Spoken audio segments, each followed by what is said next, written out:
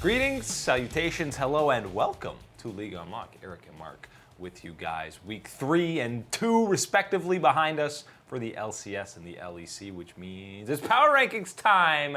We're not tired of them yet. It's still hard to, actually do power rankings because we've played so few games, but we're going to do it anyways. Hey, always got to do the power rankings, got to let people know what's going on here in the different regions. And of course, you mentioned it off the top, got to have these undefeated teams in all these regions here. You can't put them anywhere else but at number 1. Yeah, it's hard if you haven't lost a game to not come in at number 1. And that is the theme across most of the major regions. I mean, the top 4, you've all still got undefeated teams. We're starting with power rankings in North America today. They're only in week 2. Again, they're a week behind pretty much everybody else across the globe. Maybe eventually they'll catch up because some regions are taking breaks. But number 1, of course, it's going to be Team Liquid.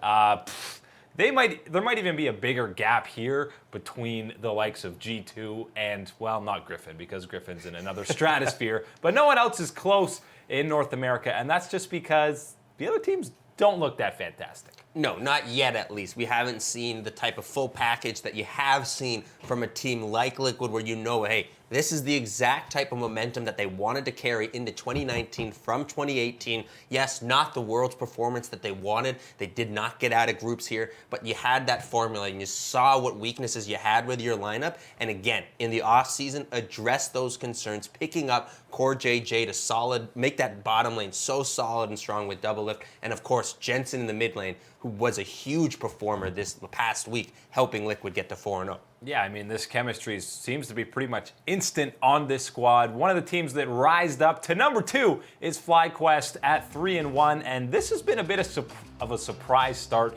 to the season. Pobelter and Wild Turtle have looked pretty fantastic. Santorin looks like one of the top 3 junglers in North America. And even Viper, the rookie in the top lane, who everyone thought was going to be a big downgrade from Flame, has definitely held his own so far. I really want to talk about this matchup that FlyQuest had against TSM because I saw it as a bit of a back and forth, but mostly, again, for the squad of FlyQuest going their way based off of the outplays that they were able to make with their own players. Viper playing very solid in that top side, getting some help from Santorin to get ahead there. And then again, the bottom side, Wild Turtle and JJ. This is an important bottom lane that I think people have mostly forgotten about. Of course, Wild Turtle, we know for the aggression, the flashes forward and everything like that, trying to get the kills. But his time with JJ, the synergy that they have built there in the bottom lane, very strong. And man, they dismantled and demolished Zven and Smoothie this past weekend. Really good stuff from FlyQuest so far. And that 2v2 kill, there were some big misplays from TSM. Sure. Smoothie doesn't stop the Ornn ulti, and then Zven flashes the first part of the Ornn ulti. They end up getting double killed. But yeah, FlyQuest bot lane looks great so far. Rounding out the top 3 is Cloud9. They're the highest rated 2-2 team that we have. And by the way, there are 6 of them. It's a bit of a mess in the middle of the standings. But Cloud9, you still feel like this is going to be a top-tier team, even though they dropped the set to CLG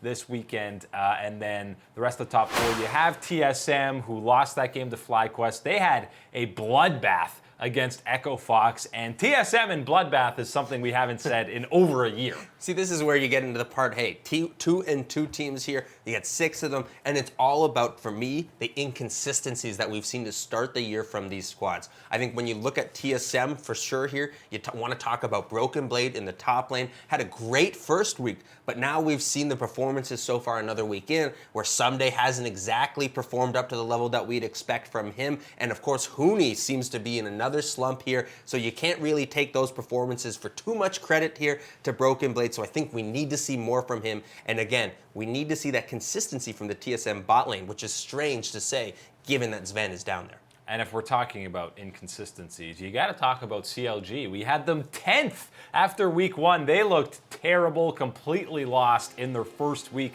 of LCS action, and then they come back in week 2 and get some solid wins against Cloud9 and FlyQuest, that's a couple of tough matchups. I mean, we have them top 3, those 2 squads, and I mean, they weren't exactly the cleanest, but they were still relatively clean, and they look like a totally different squad from week 1. Not the cleanest of victories, but there were certainly some good positive moments here if you're a CLG fan to look at. And I think one of the big ones that you got to talk about has to be in the top side. Darshan showing up big time this week. Thought a lot of the times that I was watching him, I thought I was watching that Zion Spartan again. A lot of really nice plays coming through. Yeah, and he was great on the tanks, on the Scion, which isn't something you've kind of thought about him for his career. He's always that split pushing guy, but he was very solid on the tanks this week. The bot lane was a lot better, and PoE had some great carry performances and didn't have to carry as much when you're on something like the Zilean. But CLG, who knows what you're getting week to week. This is exactly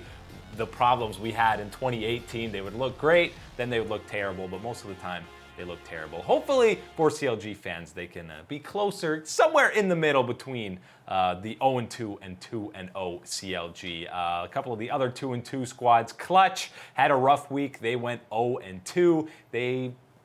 I feel like, I don't want to say week 1 was an anomaly. I still think this team will probably be better than we thought. Yeah, I think it'll be better than we thought, but I think going into this second week here and the performances that they had, it is a bit of an issue here when you look at, yes, Huni's performance in the top side needs to start turning around very fast because, again, it looks very similar to the slumps that we've known Huni to have in the course of his career. And yes, he does get out of those slumps and hits a peak where he is starting to perform at an excellent level, but it needs to happen faster here for Clutch Gaming here, because they need that. But when you're talking about Optic Gaming now. Optic Academy.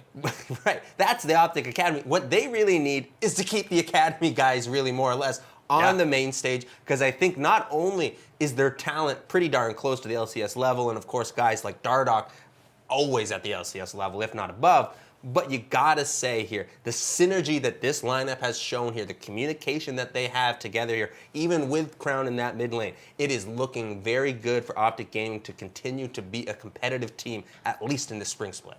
Echo Fox comes in at number 8, and 100 Thieves, they got a win. It was against the Guardians. It was a kind of not appealing game to watch to the eyes, but they got their win. Golden Guardians are in at 0-4. 100 Thieves, it's not panic time yet. I definitely expect this team to be climbing up the ranks. They're not going to be bottom 3 for very long in NA. No, got to give it more time. I think there needs to be some communication type of thing, some synergy going on with 100 Thieves that gets wrapped up there. But hey, they got a victory under their belt now. And moving forward, you got to get more. Right now in North America, it's Team Liquid and 9 other teams.